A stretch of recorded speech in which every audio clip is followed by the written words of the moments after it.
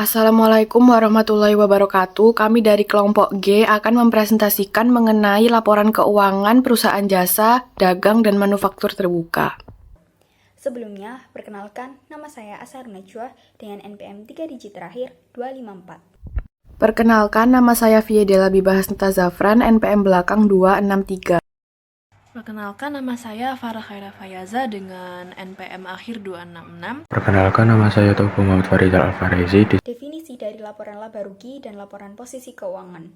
Laporan laba rugi melaporkan beban dan pendapatan suatu perusahaan dalam periode terjadinya beban tersebut, menyajikan selisih lebih pendapatan terhadap beban yang terjadi. Jika pendapatan lebih besar daripada beban, maka selisihnya disebut laba neto atau net income atau net profit. Dan jika beban melebihi pendapatan, maka selisihnya disebut rugi neto atau net loss. Sedangkan laporan posisi keuangan melaporkan jumlah aset, liabilitas, dan ekuitas suatu perusahaan pada suatu periode. Aset disajikan berdasarkan urutan yang paling mudah diubah menjadi uang tunai atau digunakan dalam operasional perusahaan atau biasa disebut dengan aset lancar. Liabilitas disajikan berupa utang usaha, dan ekuitas disajikan dengan jumlah dari modal, hasil laba rugi, dan private pemilik. Di sini saya akan menjelaskan Pelayaran Nasional Bina Buana Raya. Berdiri pada tahun 1998 di zona perdagangan bebas Bintan, Provinsi Riau, Indonesia, PT Pelayaran Nasional Bina Buana Raya mulai beroperasi sebagai perusahaan yang menyediakan layanan keagenan kapal, penyewaan peralatan pelayaran, jasa pelayaran, dan pengangkutan. Pada tahun 2013, perseroan telah menjadi perusahaan terbuka dan melakukan pencatatan seluruh saham perseroan atau company listing di Bursa Efek Indonesia pada tanggal 9 Januari 2013. Lalu di sini ada laporan posisi keuangannya. Untuk mengetahui perusahaan ini adalah perusahaan jasa, kita lihat dari persediaannya, yaitu ada pajak dibayar di muka dan biaya dibayar di muka dari uang muka.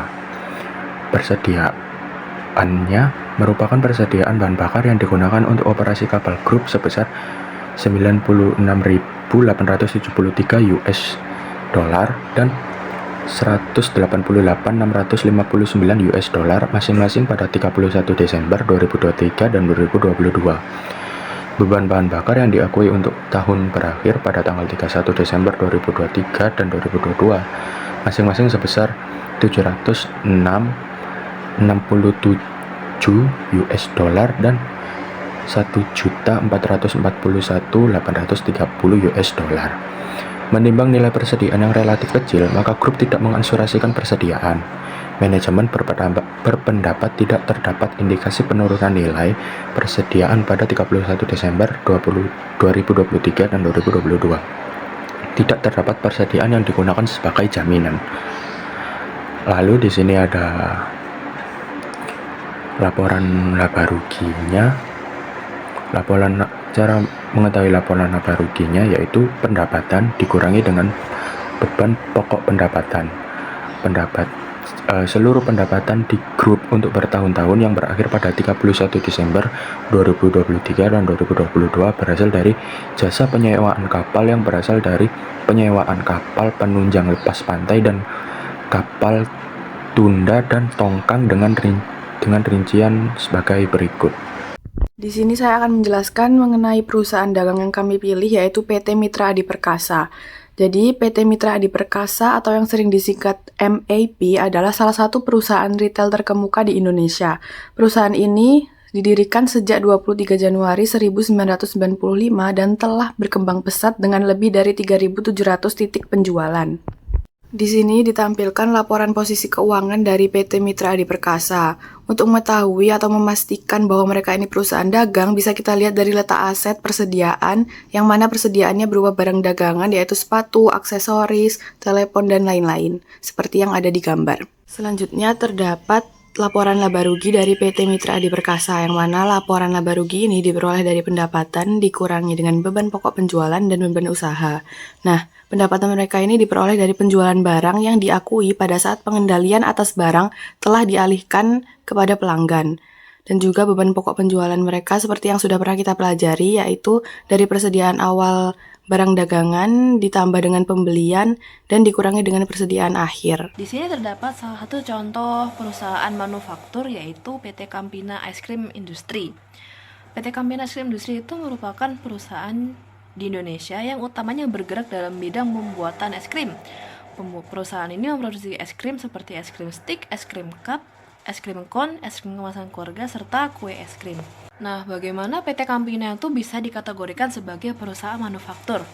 Di sini kita bisa lihat pada laporan posisi keuangan PT Campina sendiri terdapat aset persediaan, yaitu aset persediaan dari bahan baku. Nah, otomatis jika terdapat persediaan bahan baku itu pasti akan diproduksi untuk menjadi bahan jadi. Nah, itu termasuk dalam perusahaan manufaktur. Selanjutnya bisa kita lihat pada laporan laba rugi PT Campina. Terdapat akun pendapatan yang merupakan pendapatan dari penjualan barang jadi PT Campina, yaitu es krim. Kemudian pada beban pokok penjualan, di dalamnya terdapat beban pokok produksi, di mana itu merupakan salah satu ciri khas dari perusahaan manufaktur karena membutuhkan proses produksi untuk membuat barang atau produknya menjadi produk jadi. Kemudian di sini saya akan menjelaskan mengenai kesimpulan perbedaan laporan laba rugi dari 3 perusahaan tersebut. Yang pertama, untuk perusahaan jasa, pendapatan mereka itu berasal dari penyediaan layanan. Kemudian tidak ada pencatatan beban pokok penjualan karena tidak ada barang yang dijual. Yang terakhir yaitu pencatatan beban mencakup biaya yang langsung terkait dengan penyediaan pelayanan seperti gaji dan upah kru, jasa pekerja lepas, dan penyusutan aset. Nah, aset mereka ini berupa kapal yang menjadi layanan transportasi mereka. Untuk perusahaan dagang, pendapatan mereka ini berasal dari penjualan barang dagang.